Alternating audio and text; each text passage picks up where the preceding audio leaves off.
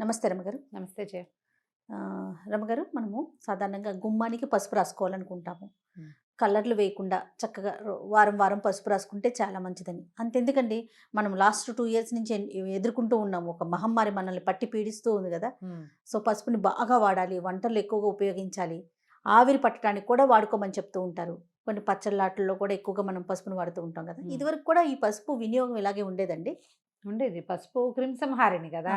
ఇంట్లో కూడా మనం నీళ్లు చల్లుకుంటాం. వారం పసుపు వారం పసుపు నీళ్లు. పసుపు నీళ్ళు ఆ! చల్లుకోవటం, శుక్రవారం పసుపు నీళ్ళు చల్లటం, అవును. కళ్ళాపు చల్లేటప్పుడు చిటికెడు పసుపేయటము. అందులో వేసుకోవటం. పసుపులో కర్క్యుమిన్ అని ఒక ఇదుంది, హ్మ్. కెమికల్. హ్మ్. ఏదో అలా అంటారు. నాకలా గుర్తుంది, కర్క్యుమిన్ అనే.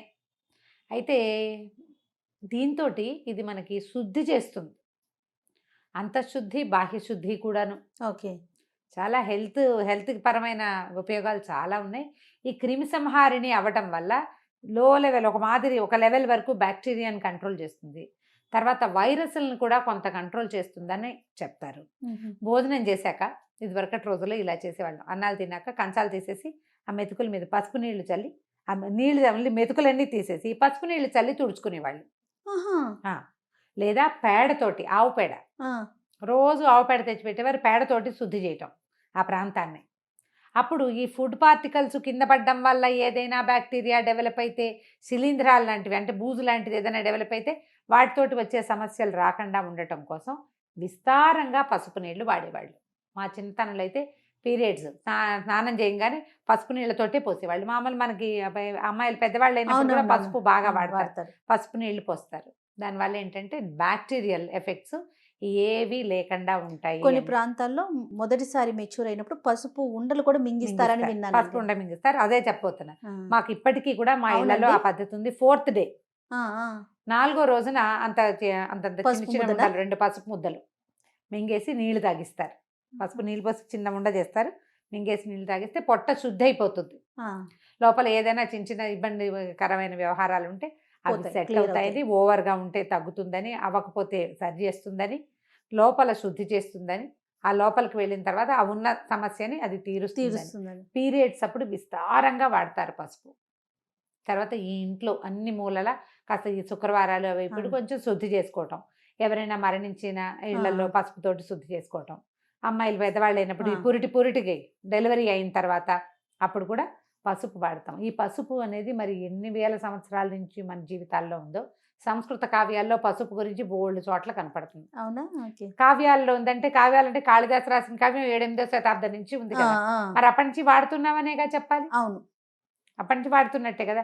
ఇంకా 1వ శతాబ్దంలో ఉన్న దేవాలయాలు, అప్పుడు ఇప్పుడు 2వ శతాబ్దంలో కట్టిన దేవాలయాల్లో కూడా అమ్మవారికి పసుపు సమర్పించడం అనేది విధానాలు ఉండేవి. అప్పటి నుంచి ఉంది. ఇన్ని సంవత్సరాల నుంచి వాడుతూనే ఉన్నాం.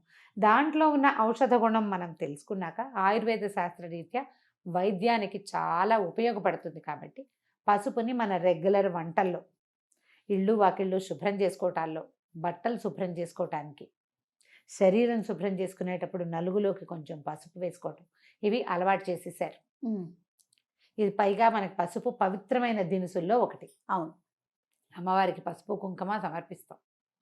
పసుపు స్త్రీలకి అత్యంత అవసరమైనది. ఇదివరకు నీళ్లలో తిరిగేవాళ్ళు బాగా. తడిలో తిరిగి పని చేయాల్సి వచ్చేది. నీళ్లు తెచ్చుకునేవాళ్ళు. కాళ్ళు పాడైపోతుండేవి. ఎప్పుడూ పసుపు రాసుకోవటం. హ్మ్. హ్మ్. వాకిళ్ళకి రోజు వాకిలి గుమ్మానికి పసుపు రాసి బొట్టెట్టి ముగ్గేసి బొట్టు పెట్టడం. పాదాలకు పసుపు రాసుకోవటం. ఒక చిటికెడు పసుపు ముఖానికి రాసుకోవటం. ఎవ్రీడే. ఆ తర్వాత ఇప్పుడు మనం ఈ డూష్‌లు అవి చాలా వచ్చినాయి కదా! వాష్‌లు అంటే హ్మ్. మన ప్రైవేట్ పార్ట్స్ వాష్ చేయాలి.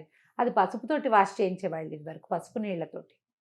హుహు. మనకు చాలా కనపడుతున్నాయి అడ్వర్టైజ్మెంట్స్ కూడా. అవును. మనము దీన్ని వాడుకోవచ్చు పసుపుని. అయితే ఈ పసుపుని కొని ప్యాకెట్లలో ఉన్నది కాకుండా కొమ్ములు మనం తెచ్చుకొని. పసుపు కొమ్ములు తెచ్చుకొని చక్కగా కొట్టి 2 దెబ్బలు కొట్టేస్తే పగులుతాయి. అవును. మంచిగా ఎండబెడితే బాగా చక్కటి మంచి రంగున్న పసుపు వస్తుంది. అప్పుడు పసుపుని మిక్సీ చేసి పట్టించేసుకోవడం. మిక్సీ చేసుకోవచ్చు. మంచి మిక్సీ, ప్రీతి లాంటివి కాస్త బాగా వచ్చేస్తాయి పనిచేసేవి రమ్మగారు. వచ్చేస్తుంది. అవును. బాగా చక్కగా వస్త్రకాళితం చేయటమో లేదా జల్లెడ పట్టడమో, నూరో నెంబర్ జల్లెడ తెచ్చుకున్నామంటే చక్కగా జల్లెడ పట్టేసేసి పసుపు వాడుకోవచ్చు.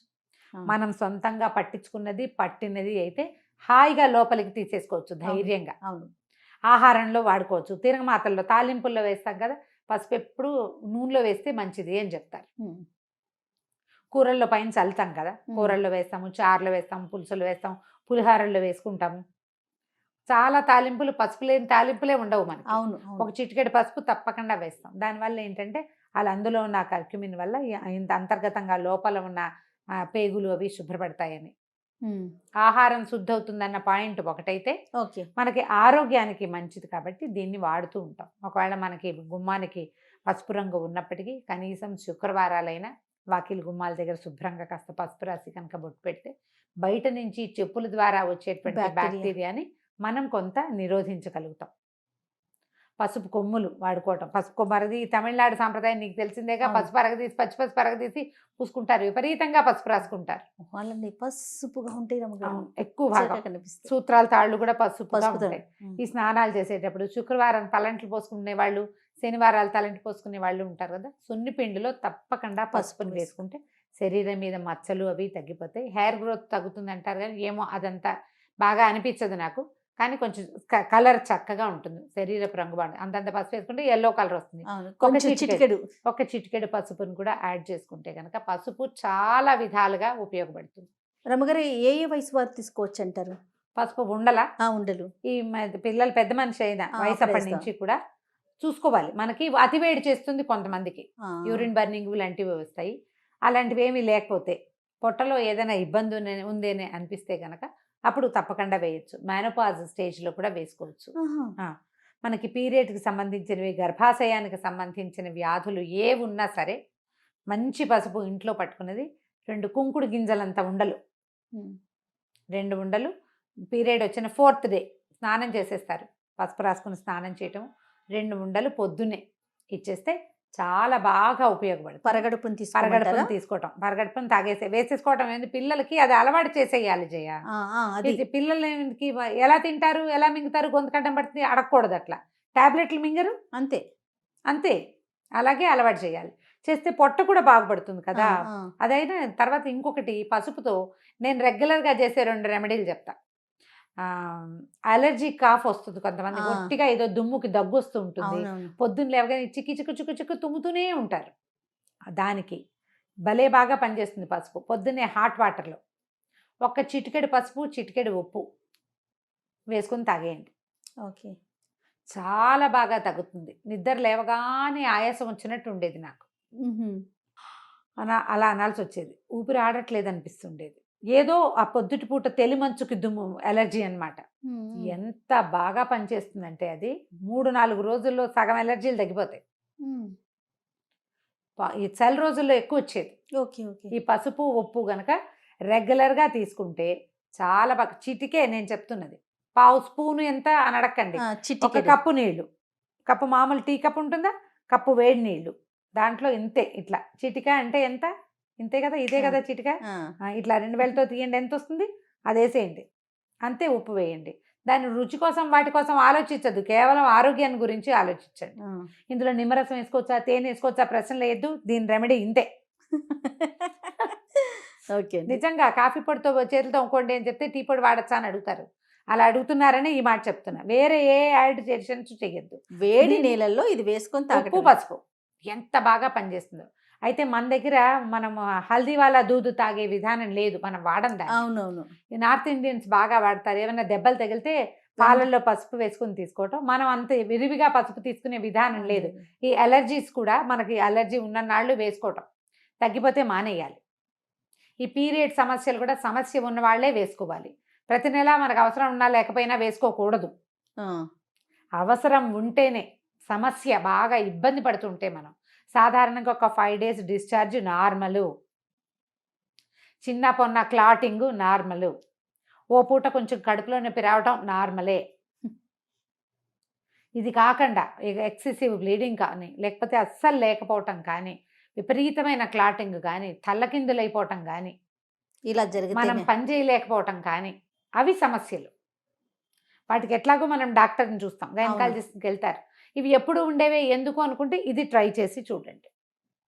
రైట్, ఇలా కనుక చేస్తే సరిపోతుంది. పసుపుని ఇంకో రకంగా పుళ్ళు, దెబ్బలు తగిలితే చిన్న కట్స్, వూండ్స్, కత్తిగాట్లు, వాటన్నిటికి చాకులతోటి కోసుకుంటూ ఉంటాం. చక్కగా పసుపు పెట్టేసేయటం. ఈ వేళ్ల దగ్గర ఇక్కడంతా పాడైపోతుంది, కాళ్ళకి పసుపు రాసుకోవటం. అలాగే ఈ చేతి వేళ్ల దగ్గర ఈ పార్ట్లో అప్పుడప్పుడు మనకి వర్షాకాలం వస్తుంటాయి, ఇక్కడ కూడా కొంచెం పసుపు కొబ్బరి నూనె రంగరించి రాత్రిపూట కనుక గోళ్ళ చుట్టూతా ఇలా పెట్టేసుకుంటే దుప్పట్లు కొంచెం తెల్ల దుప్పట్లు కాకుండా చూసుకోండి. కాసేపటికి ఎండుతుంది, కొద్దిగా డ్రైగా అవుతుంది. అలా ఉంచుకోండి, తొందరగా మానుబెట్టిపోతాయి. పాదాలకి పసుపు రాసుకోవటం ఒకటి మంచి హ్యాబిట్. శుభ్రంగా ఉంటాయి, గోళ్ళు అవి పాడు కాకుండా ఉంటుంది. ఇక వెనకాలన్న ఫంగస్ అవి ఏమి చేరకుండా, నానిపోవటం వల్ల వచ్చే సమస్య రాకుండా ఉంటుంది.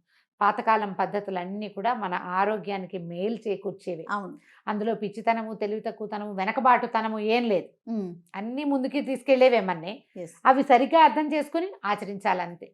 తప్పకుండా అండి. నమస్తే రమ్య. నమస్తే.